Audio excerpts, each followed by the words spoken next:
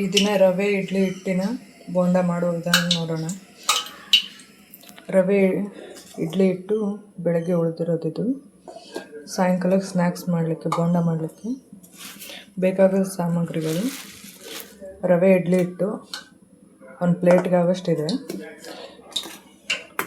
ಈರುಳ್ಳಿ ಸ್ವಲ್ಪ, ಮೆಣಸಿನ್ಕಾಯಿ, ಕೊತ್ತಂಬರಿ, ಪುದೀನ, ಕರಿಬೇವು, ಹಸಿಮೆಣಸಿನ್ಕಾಯಿ, ಶುಂಠಿ. ಮಾಡೋ ವಿಧಾನ ನೋಡೋಣ. ಈ ಇಡ್ಲಿ ಹಿಟ್ಟಿಗೆ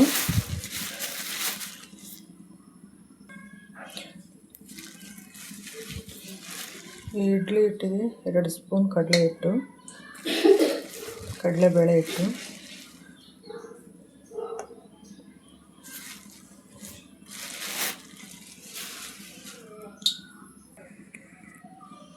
ಜೀರಿಗೆ ಸ್ವಲ್ಪ,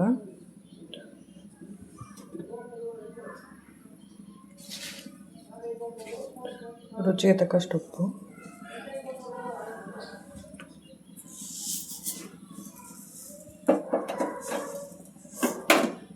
ಸ್ವಲ್ಪ ಓಂಕಾಳು. ಇವಾಗ ಈರುಳ್ಳಿ,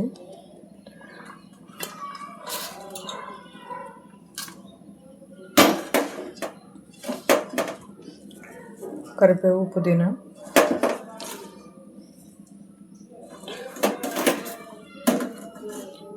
ಸ್ವಲ್ಪ ಶುಂಠಿ, ಹಸಿಮೆಣಸಿನ್ಕಾಯಿ. ಇದನ್ನೆಲ್ಲ ಚೆನ್ನಾಗಿ ಮಿಕ್ಸ್ ಮಾಡಬೇಕು.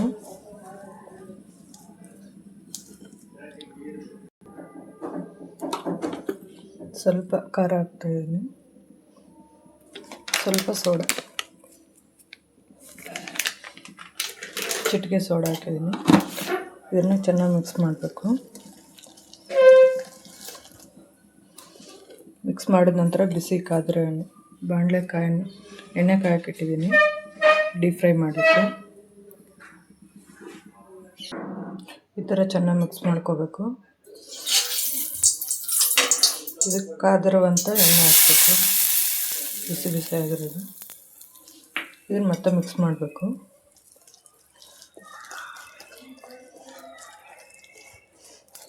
ಟೇಸ್ಟ್ ಚೆನ್ನಾಗಿರುತ್ತೆ, ತುಂಬ ಗರಿ ಗರಿಯಾಗಿಯೂ ಬರುತ್ತೆ.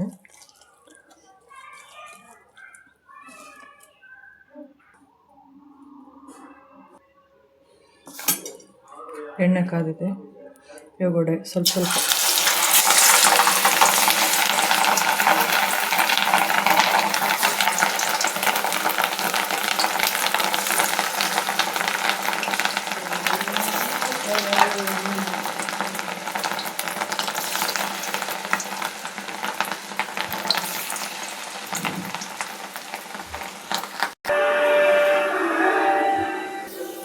ಈ ಥರ ಫ್ರೈ ಆಗಬೇಕು, ಉಬ್ಬುತ್ತಾಗಲಿ.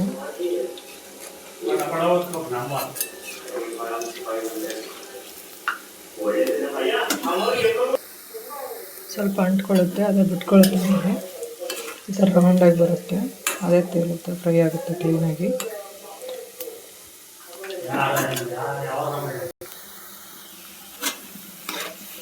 ಗೋಲ್ಡನ್ ಬ್ರೌನ್ ಕಲರ್ ಆಗ್ತಾಯಿದೆ. ಇದು ಹೊರಗಡೆ ಕ್ರಿಸ್ಪಾಗಿರುತ್ತೆ, ಒಳಗಡೆ ಸ್ಮೂತಾಗಿರುತ್ತೆ.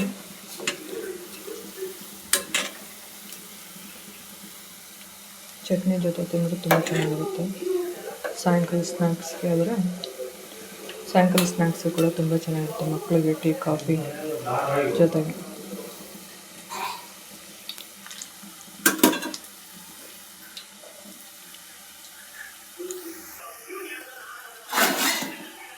ಇಷ್ಟಾದರೂ ಸಾಕು, ತಗೋಣ.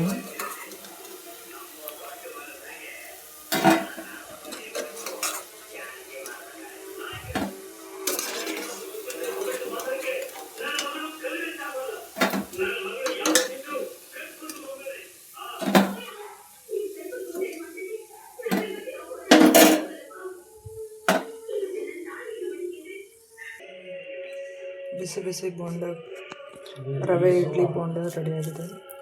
ಹೊರಗೆ ಕ್ರಿಸ್ಪಿ ಆಗಿದೆ, ಒಳ ಸ್ಮೂತಾಗಿದೆ. ಇದು ಶೇಂಗಾ ಚಟ್ನಿ ಜೊತೆ ನೆಂಚ್ಕೊಳ್ಬೋದು. ಸಾಯಂಕಾಲ ಸ್ನ್ಯಾಕ್ಸಿಗೆ ತುಂಬ ಚೆನ್ನಾಗಿರುತ್ತೆ. ಮನೇಲಿ ಮಾಡಿಕೊಡಿ, ತಿನ್ಕೊಳ್ಳಿ. ಬಿಸಿ ಬಿಸಿ ಇಡ್ಲಿ ರವೆ ಬೋಂಡ ರೆಡಿಯಾಗಿದೆ.